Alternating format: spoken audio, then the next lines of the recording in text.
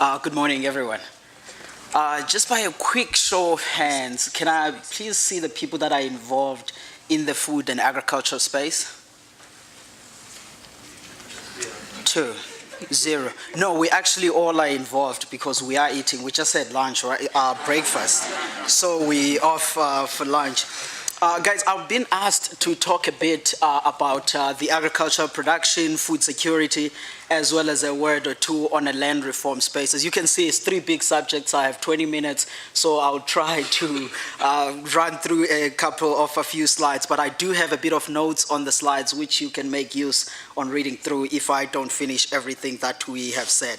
But on the start, I think I'll really start to describe the environment because I see that most of us in the room are involved on the consumption side of the food. So I am on the production side. So I'll try to really describe on what the environment is sitting like, where are we when we, what is it, and where are we when we talk about food security and all of those things.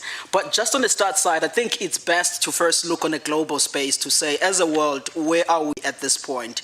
And right now, as we speak, we're in a far better environment than where we were, say, in 2010, 2011, and in those years where we had the global food crisis. As you can see there in the bar charts, that's the total production of grains. And there we have really, you know, your maize, soybeans, wheat, and everything. And that gets to be important because that's what gets to feed, even if we talk about meat production and stuff, it goes on a feed and part of that. And the little bit of a decline on the stocks that you see there is really the increase in consumption of soybeans, which you are seeing in China. Obviously, those politics and those things, they start to change now, as you know, about the current disputes between the China and the US. So we don't know what that trend will really look like in the coming set. But the key message to take away from this is that the world is in a far better place when you're looking in terms of food security as well as on available food supplies. And on a case of South Africa, obviously we are also far in a better shape. The top chart that you see there, you will read nicely when you receive the slides later on, is really to make a point to say everything that we produce on a food supply as a country, we're pretty much sitting on in good footing. There's really few crops where we've seen a decline measuring in that period, which you see we highlight on the chart there. It was really around about the wheat, groundnuts, sugar canes and stuff. But in general, as a country, we are in a far better position. And obviously on a trade side as well, which you see at the bottom, which is the trade balance on the agricultural side, is also leaning on positive. And one part of the story is that it links also to some of the points that Duncan was making here, because for us to be able to efficiently put all of those crops outside of the country and have that positive trade balance, which you see there, it's dependent on what happens on the transport side and what happens also on the farming environment and some of the regulations that we put in place. So for the past couple of years, though there are some of the complexities that Duncan has explained, but at least when you're looking on from a farmer perspective, I would say we've been sitting at a relatively good footing. And I guess one of the key points that everyone, when we look at agriculture, would think about is the issue of, we're talking about droughts and all of those things, to say at the moment now, where are we? I mean, again, we are looking at a fairly better year if you're looking at as we're sitting today and going on at, say, mid next year. The chart that you see at the top there just shows the top grains that as a country we produce, though we are less than last year because of a decline. Last year was a record crop, so a little bit of a decline on there, but we're still above averages. We're sitting on a better footing. In the Western Cape, on the wheat stuff, which I've talked about, you will see that we're projecting a bit of an uptick from the levels that we were in last year. And really the key message in here is that when you look at the food inflation side on South Africa, the affordability and all of those things, we are sitting on in a really better footing. And as I say, the weather conditions have improved, which is exactly which we show in this chart, that right now, up until September, if you are in the Western Cape, you could expect above normal rainfall, which will obviously put us back from the positions that we were sitting on last year. And all of this obviously can be summarized when you're looking on a food inflation side, which many people that are sitting on the economic policy side, they really pay attention closer to, is really what you see on the top there. If you were looking at the around about May on the reading of food inflation, it was around about 3% or so, 3.4%. And for the year, when you include the VAT, which is what Ian talked about and all of those things, we still think that on a food inflation side, we will be below the band of a 6%. It will be around about 5.2% for the year.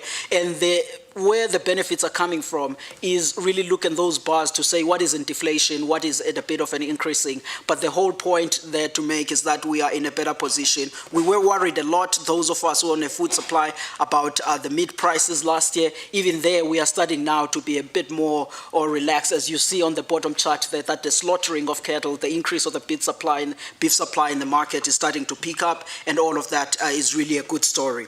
So in looking at all of these charts to say, what does this all mean for the food security that we all talked about, to say, if we look at the land policies and all other policies that we talk about, they might negatively affect our food security. For this point, just for the definition, this is what you're looking at when you talk about food security. You're looking at access, which is affordability, allocation, preferences, and all of those things. And obviously, you look at the availability and you look at the utilization. At this point, that decline on inflation is exactly what you see mirrored on a global food security index at the bottom. South Africa has gotten a little bit better. If you're looking at the world, in a number of countries of around about 133, we are sitting at number 44, and in the top 60 or so, we're the only African country that is most food secure when you're looking at that. But obviously, that is a national level. But if you were to look now at the household level in South Africa, you still have roughly 13 million people that are being measured. As SSA puts out that they are living on poverty and difficult conditions. And part of that is around the distribution of the food, to say, are we able to efficiently get all of the food in places where people actually consume at a relatively cheaper price? And that's where the discussion starts to come about, because on the supply side, we are fine. But on distributing that efficiently at a lower cost, which is what Duncan was talking about the cost of getting all of these products that we are putting in place, even across the country now, not talking about the export side, gets to be one of the key questions when you look at the food security stuff, which is where you see, which is why you partially see the prices where they are in certain areas of the country. So looking at all of those stuff, one of the key on the policy space we've been thinking about, to say South Africa is in a fairly good shape, despite the problems that I've explained.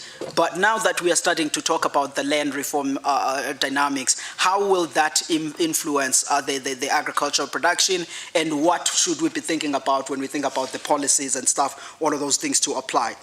And I guess the key point to really put out, first of all, is a point that if you look at the land reform, it's not really an issue that is unique to South Africa. Many countries have done land reform, but obviously for different reasons, as you see those countries that I put up there on top, for different reasons, and the way that it was carried out was quite different in there.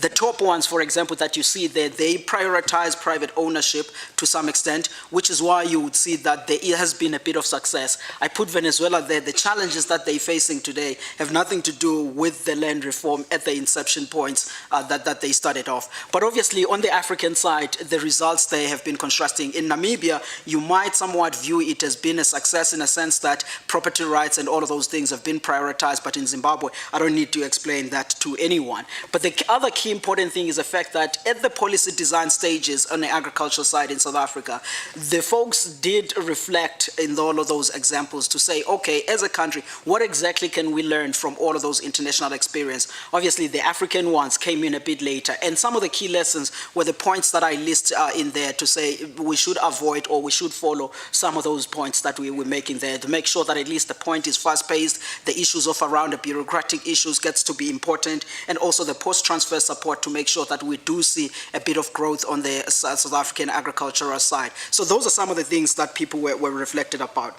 But when we talk about land and all of these things, this is exactly what we're talking about. Obviously, as a country, just for information, I'm sure many of you have seen this. As a country, we're roughly around about 122 million hectares when you're looking at the size of South Africa. This is 1994 to see the patterns of land ownership on what was actually be. Large part of what you see being white on the map was obviously the private ownership land, and the rest of it, as you see, put up on the table on what percentages were lying on what platform. But not all of that is actually the agricultural production land. As you see on the chart on your left-hand side, that's really where you have the high production lands on the green part. And the red areas is not to suggest also that there's nothing happening in there. You do have a bit of livestock and all other activities that do happen there. And the other chart that we put up is the one that is on the right-hand side, or on your right-hand side. And the message I'm trying to get across in there is around the issue of land scarcity, land hunger, to say, while that might be true in the urban areas, but if you look at the rural areas, that's not completely the story. The areas the provinces that we've circled there, if you put all of that together, it's just north of 1 million hectares of land that is underutilized, and interestingly, it lies right on those high potential areas. Why is that not been underutilized? That has to do with around communal land policies and all of the things that we need to get across. And as you have reflected on the NDP, we do talk about the million jobs in agriculture that we think about, and the horticulture industries that we could also explore in ways of getting some growth as well as jobs in the sector. And I think that those would be the prime areas to really kick on, also reflecting on where they're lying on when you're looking at the productive or high fertile lands in South Africa. And as I run through some of the key things that then, as just a bit of an experience, I don't know how many of you have been following the land reform, but basically this is the path from where we started in 1994 up until today. Those are three instruments that we're using: the redistribution, the restitution, as well as on the land tenure side. On a redistribution, that's where we're broadening access, which is partly what we're talking about today when we talk about let's expropriate so that as many people as they can benefit on that. And obviously on the restitution is roughly where you can prove that your ancestors or your grandfather owned a certain piece of land, then you get to participate on that. And you obviously have another part, which is a land tenure. And some of this, it links on with the point that we are making with Professor Johan Kirsten in a Business Day article today. If you check it out on Twitter, we did bring up a link of it. You will see what we argue around those points. But the key thing or the key message behind the slide is to say, from 1994, we were moving on a market-related system on a land reform up until today.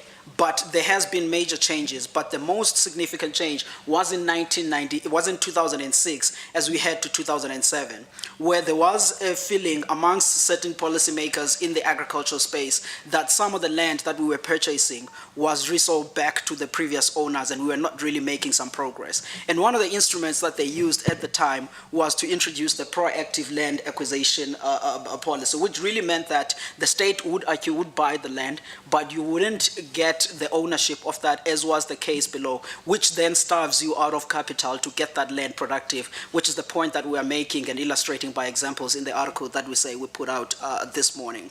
And what that led to then, it led to a number of farm failures, which now if you run on your Google and you put South Africa land reform farm failures, you get thousands of searches there.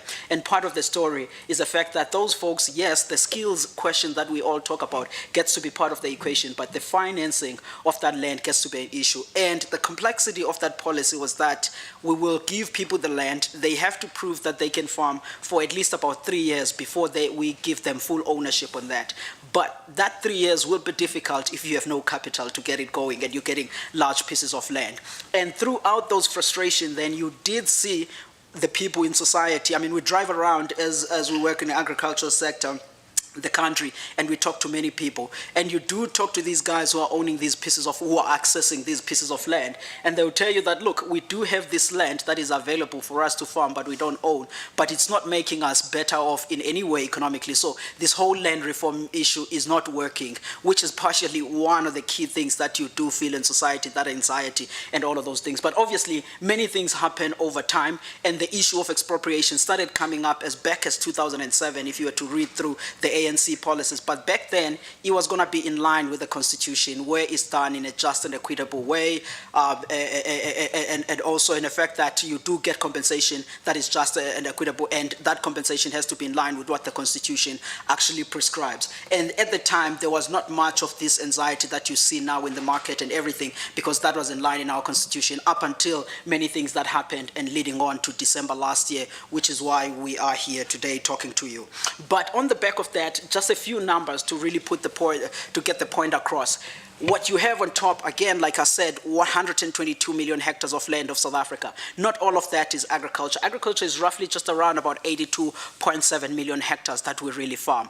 And of that, if you were to look from 1994 data up until today, the land that has been taken off from the number that was owned largely by white farmers up until today is roughly around about 17.5 million hectares. Part of that is the one that I was talking about that is sitting on a state land, and part of that is the estimates that we have made with the guys at Stellenbosch University on coming up to say how much of that has been bought by the black guys on a private market for themselves. But the picture, this is what it basically looks like. But not all of that is actually productive, which is what some of the things that the people who are working on the agricultural policy making side are currently thinking about. And the key point then towards closing, I have 6 minutes left.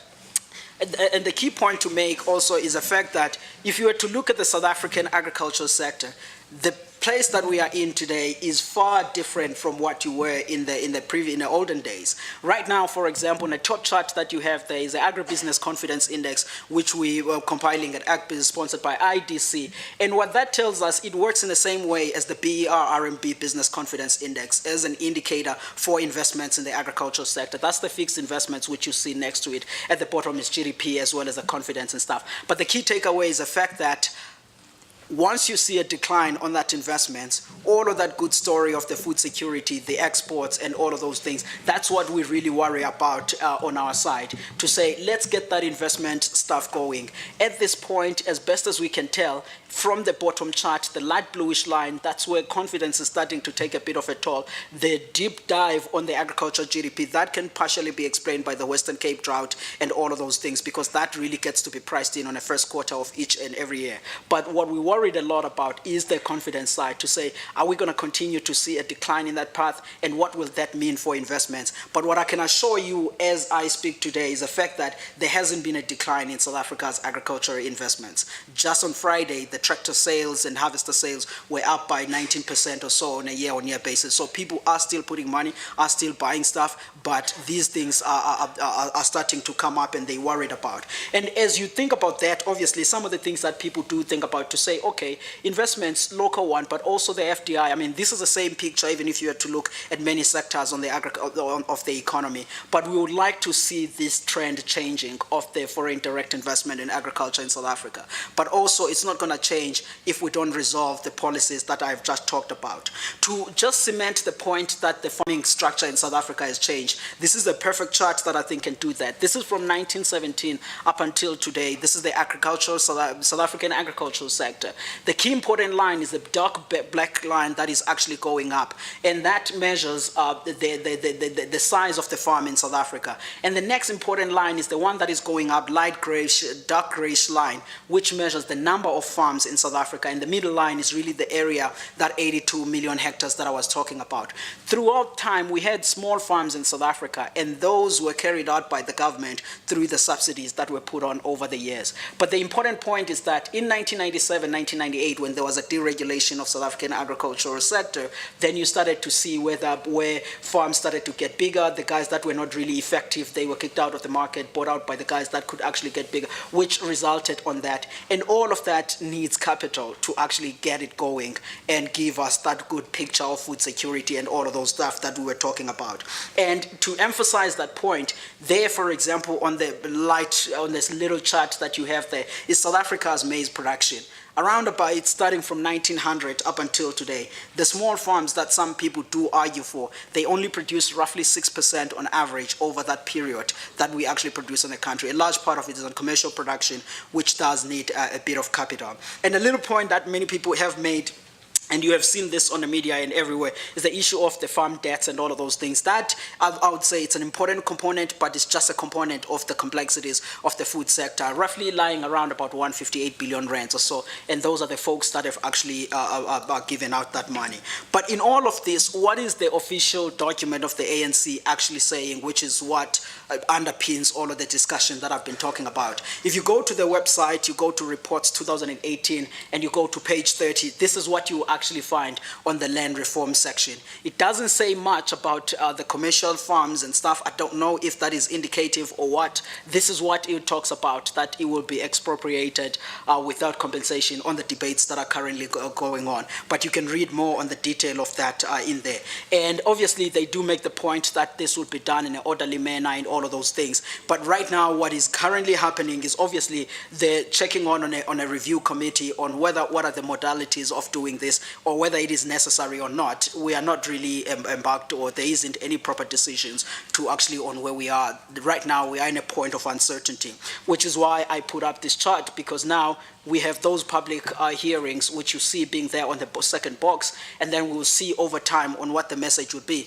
If those folks come up in September, it was initially supposed to be August, and they say, let's not change the constitution, then I think the whole process will end on that box. But if they're making any amendments, that means the whole land issue will continue for some time, and it will have to follow through all the processes that we make up the box. And the key thing really that they're looking at is this. This is what the Republic's Section 25 looks at in brief. Those are some of the things that you can expropriate, but there must be a just and equitable compensation, and that just and equitable compensation could be determined by the courts on what that will be, and some of the key things that they need to consider, the points that are leaning on below. And on the last slide, we did think about all of those things. Then when we're reflecting on, we're saying, what are the possible outcomes if we're to look at this in the form of a legal as well as an economic space? There's a whole working paper that we have which underpins this, which will be sent to you, and you can read in detail some of the assumptions and the things that we make. But the key thing we're making was the fact that the possible scenarios, at least from where we sit at, are the two ones which you see here. The hybrid approach being that where we can see more of a private sector participation, whereby they can be either in forms of capital or anywhere, and property rights is secured, and we continue to see investment in the sector, and we move on a land reform in that pathway. And there are already plans that are pointing to that direction, and some of them are the folks that I work for. And the issue of around a gradual decline, again, if we can change the constitution in a drastic way, that will not be favorable on an economic side. It could be legal to expropriate land without compensation, but the economic effects of that will actually not be good. The self-help scenario, which is the people jumping on and taking on the land, we think that there might be an urban scenario. We don't foresee that much of that happening in the agricultural sector. And obviously, the business as unusual, it will again not be sustainable. You heard a lot about the inequalities of South Africa earlier in the morning, and I think that if you were to say, let's stop everything, let's move as if there are no people that are feeling excluded on the economy, that too will not serve us well. So we need to come up with a better way of saying, how do we balance all of these complexities that we're sitting with on the agricultural policy making side to actually be able to attain a bit of a more workable solution. I'm going to stop there, and you will read through in all of these finding situations. But the key message really to take home is the fact that we are a food secure country, but the current policy discussions that we are having now will determine on whether we'll be able to continue in that path or not. And you will reflect on the notes and the other things that we have written. And let me stop there. Thank you for your time.